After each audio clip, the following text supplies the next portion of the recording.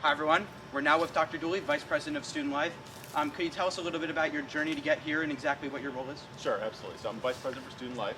So I work with departments that do lots of things outside the classroom for students: health, well-being, supporting students in their involvement and their activities on campus, and really supporting learning. And I actually got to this job. I was going to be a teacher, and I got to this role because I was really involved myself as a college student, and I saw it as an opportunity to help students learn outside the classroom and have a great experience like I did. So over the years, I've gotten degrees and experience that have led me to this place. Absolutely. In talking about student involvement, we've been interviewing students about one thing they'd like to see improved on campus, and we've seen two common themes so far.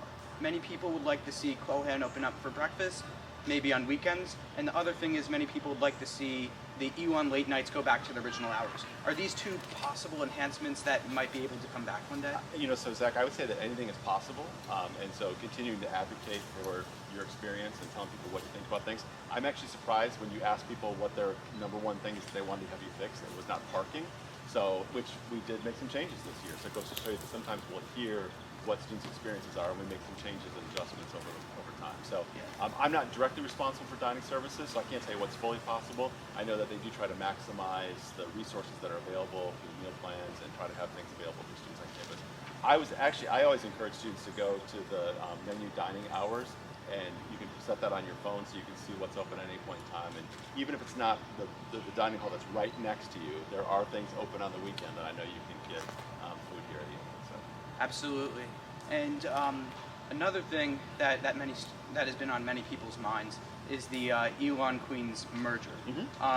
What kind of opportunities can students see if this merger goes through? Yeah, it's still early in that process to think about what might come. So this is just an intent to merge. Intent to merge Yes. at this point in time. So part of what we're going to be doing is to figure out what that would look like for the institutions that might come together. What would that mean for experiences? There's been a lot of conversation about graduate education and extending more graduate programs to Queens. But we already have one undergraduate program that runs in sport management that's there in Charlotte. I could imagine lots of opportunities for students to be living and working in Charlotte as part of their experience, and no matter what their major is. So really thinking about Charlotte as an untapped opportunity for all the kinds of things that a student might want to do to advance their career. Many people are also wondering if any of these D1 sports teams will be consolidated. At this point in time, we'll operate there'll be two separate campuses. So Queens and Elon will continue to operate for the foreseeable future. Two athletic programs, two undergraduate experiences, but hopefully we can bring the best of what we have here at Elon to the experience of students who are attending Queens. And we can learn from Queens as well, the things that we might do here at Elon to improve the student experience. Absolutely. And we have a lot of amazing clubs on campus. Which one do you think is the most unique and why? I don't know that I could pick one organization that's the most unique. It's like asking me which of my two kids I love more. When I was out at Org Fair last week, I saw hundreds of different organizations were there, and a lot of them had something different to offer. And if you went to those tables and talked to folks, each one of the students at those tables talked about why the organization that they were representing there was important to them and why it was meaningful. And so I think rather than thinking of one being the most unique, it's really you look at the whole universe of opportunities that are there. There's lots of different opportunities for students to take advantage of. So I think you got to pick the one that's right for you. Yeah. So which one would have been the right one for you if you were? Which would have been the right one for me? Yes. So I was really involved in the student union board-like organization. So the organization that plans events for the campus. So that's probably what the college Jon Dooley would have joined, because I did join that kind of an organization. But beyond that, there's lots of.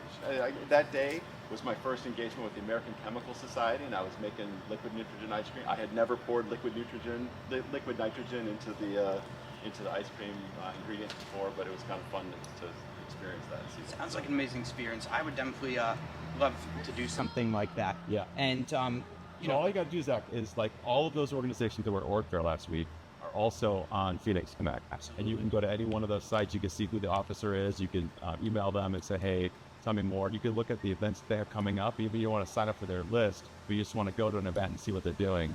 It's a real easy way just to connect. To end it off, we have a lot of freshmen at all different stages. Some freshmen come in knowing exactly what they want to do, and others, well, they might be a little stuck right now. What's your advice to a freshman who feels stuck on what they could do to get out of that? Yeah, I think the first thing is that you are not alone feeling stuff. That there are lots of folks who are still trying to figure out this transition. It's a huge transition when you start college. And so know that you're not the only one who's experiencing that. And you just got to keep putting yourself out there. And like I said, go to a different organization event, look things up that are happening on campus.